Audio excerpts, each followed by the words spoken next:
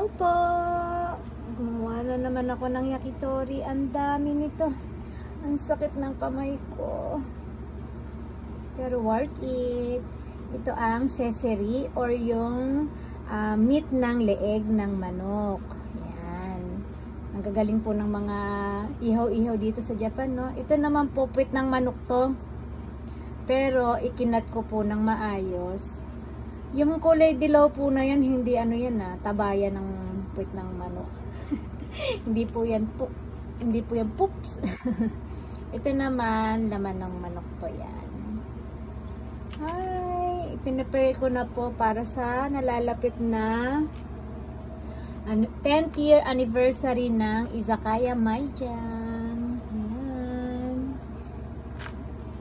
Inano ko po muna siya sa asin at saka sa lemon. Tapos may yellow po yan kahit malamig dito sa Japan para hindi makawala ang masarap na linamnam ng manok.